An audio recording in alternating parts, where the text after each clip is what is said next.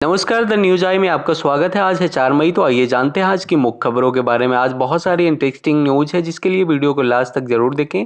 पहली खबर की बात करें तो वैज्ञानिकों ने दावा किया है कि 16 साल पहले नहीं बन पाएगी कोरोना की वैक्सीन। दूसरी खबर बैंक से आ रही है। एसबीआई दे रहा है सिर्फ 45 मिनट में सबसे सस्ता लोन, 6 महीने ईएमआई देने की जरूरत नहीं। अगली खबर की बात करें तो कोरोना को लेकर आ रही है। 10 लाख रुपए प्रति लीटर बिक रहा है कोरोना से ठीक हुए मरीजों का खून।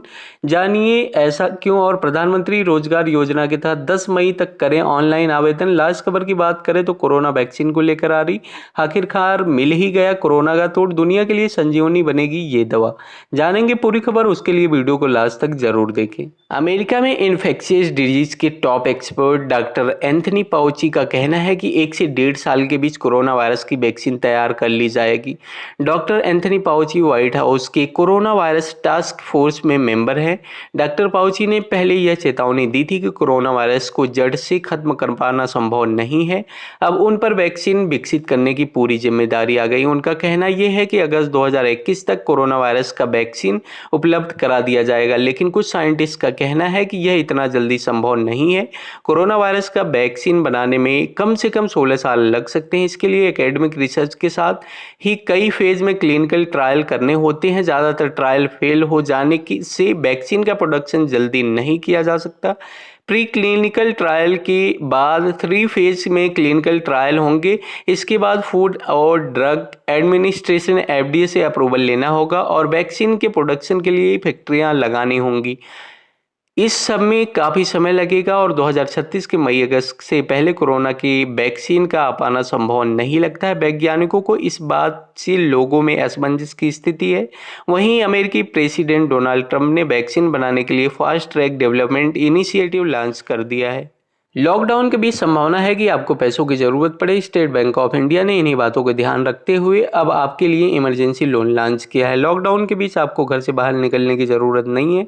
सबसे अच्छी बात तो यह है कि मात्र 45 मिनट में आपको लोन मिल जाएगा। स्टेट बैंक ऑफ इंडिया ने लॉकडाउन की वजह से वेतन कटौती और कारोबार के प्रभाव को देखती हुई ये लोन ग्राहकों के लिए निकाला है। ये इमरजेंसी लोन सिर्फ एसबीआई ग्राहकों के लिए है। बैंक ने कहा है कि लोन लेने के लिए ग्राहकों को 6 महीने तक किस्त देने की ज़रूरत नहीं है। ईएमआई 6 महीने बाद शुरू होगी। एसबीआई ने यह लोन फिलहाल सिर्फ अपने बैंक ग्राहकों के लिए निकाला है। इस पर्सनल लोन के लिए ग्राहकों से 10.5% की ब्याज दर भी वसूली जाएगी, जो फिलहाल देश के किसी भी बैंक के ब्याज से काफ़ी सस्ता है। एसबीआई ने यह लोन फिलहाल सिर्फ अपने ग्राहकों के लिए निकाला है। ग्राहकों को अपने रजिस्टर्ड मोबाइल नंबर से पीएपीएल अकाउंट नंबर के आखिरी 4 अंक लिखकर 567676 पर भेजना होगा। आपको मैसेज में बता दिया जाएगा कि आप लोन के लिए योग्य हैं या नहीं। योग्य ग्राहकों के लिए 4 प्रोसेस में लोन मिल जाएगा। ऐप में अवेलेबल नाउ पर क्लिक करेंगे।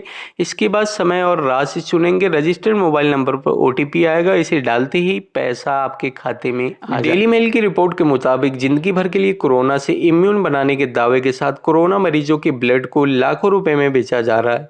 1 लीटर ब्लड का दाम 10 लाख रुपए तक रखा गया है। आपको बता दें कि कोरोना से ठीक हो चुके मरीजों के प्लाज्मा के जरिए अन्य मरीजों के इलाज से जुड़ी कुछ रिपोर्ट सामने आई हैं, लेकिन प्लाज्मा थेरेपी के खतरे भी हैं और इससे लोगों की जान भी जा सकती है। फिलहाल डॉक्टर प्रयोग के तौर पर कुछ खास परिस्थिति में ही इस थेरेपी को आजमा रहे हैं। ब्लूमबर्ग न्यूज ने चीन के शीर्ष चिकित्सा अनुसंधान संस्थान पैथोजन बायोलॉजिकल के निदेशक जिन की के हवाले से बताया है कि भविष्य में कोरोना वायरस महामारी मौसमी फ्लू की तरह लंबे समय तक इंसानों को संक्रमित कर सकती है। अमेरिका के national institute of allergy and infectious disease के निदेशक एंथोनी सहित कई वैज्ञानिकों ने कहा है कि सर्दियों में नए कोरोना वायरस के बहुत ज़्यादा संख्या में लोगों के संक्रमित होने की संभावना है। भारत के स्वास्थ्य विशेषज्ञ भी इस बात को सहमत हैं कि SARS-CoV-2 की समस्या लंबे समय तक बनी रहेगी। Indian institute of public health Gandhinagar के निदेशक डॉक्टर दिलीप मावलंकर ने चिंता व्यक्त करते हुए कहा कि इस वायरस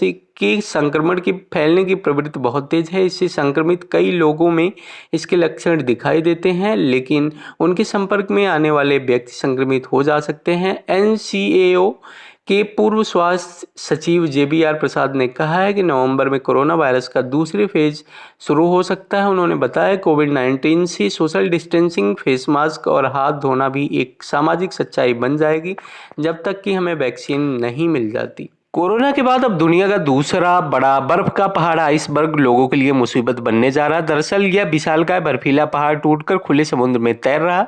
एक रिपोर्ट के मुताबिक अब इसमें दरारें भी पड़ने लगी है, जिससे वैज्ञानिक भी काफी चिंतित दिखाई दे रहे हैं। इसकी वजह से ये इस पहाड़ समुद्र में घूम रहे जहाजों के लिए खतरा साबित हो सकता है। इसके साथ ही समुद्र के जलस्तर में भी इजाफा होना तय है। अगर यह पहाड़ किसी तटीय शहर के करीब टूटता है तो सुनामी जैसी भयंकर तबाही आ सकती है। इस बर्फीले पहाड़ को A68 भी कहते हैं। वह तेजी से खुले समुद्र में घूम रहा है। आपको बता दें कि A68 आइसबर्ग जब अंटार्कटिका से अलग हुआ था तब 6000 वर्ग किलोमीटर क्षेत्रफल का था, जो कि इतना बड़ा है कि इस पर न्यूयॉर्क शहर को 5 बार बसाया जा सकता है। लगभग पिछले 3 सालों में से वेडेल सागर में घूम रहा है। इसमें से एक बड़ा टुकड़ा अलग होकर बाहर निकला, जिसको नाम दिया गया है A68A।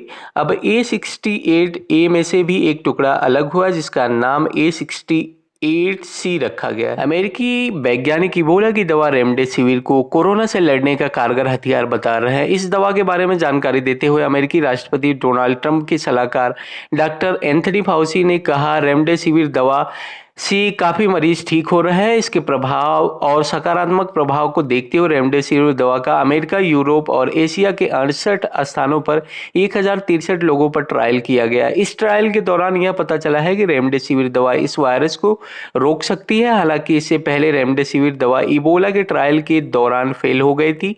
WHO ने बताया था कि वुहान में इस दवा का मरीजों पर सीमित असर पड़ रहा था, लेकिन कोई ज़्यादा प्रभाव देखने को नहीं मिला। डॉक्टर फाउसी की इस घोषणा के साथ अमेरिका समेत उन देशों में थोड़ी राहत जरूर मिली है जो कोरोना महामारी से सबसे ज्यादा जूझ रहे हैं। दुनिया भर में 2,28,267 लोगों की मौत हो गई है, जबकि 32,21,653 से ज्यादा लोग इस महामारी से संक्रमित हैं। अकेले अमेरिका में कोरोना वायरस से 10,64,572 से ज्यादा लोग संक्रमित हो चुके हैं, जबकि 61,669 लोगों की जान जा चुकी है। पिछले 24 घंटों में अमेरिका में कोरोना वायरस से 2502 लोगों की मौत हो गई है।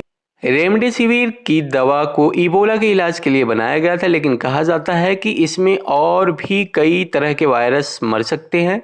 अमेरिकी राष्ट्रपति डोनाल्ड ट्रंप ने ऐलान किया है कि रेमडेसिविर एक ऐसी दवा है जिससे कोरोना के खात्मे की संभावना देखी जा रही है। अमेरिका के शिकागो शहर में कोरोना वायरस से गंभीर रूप से बीमार 125 लोगों को रेमडेसिविर की दवा दी गई, जिसमें से 130 लोग ठीक हो गए।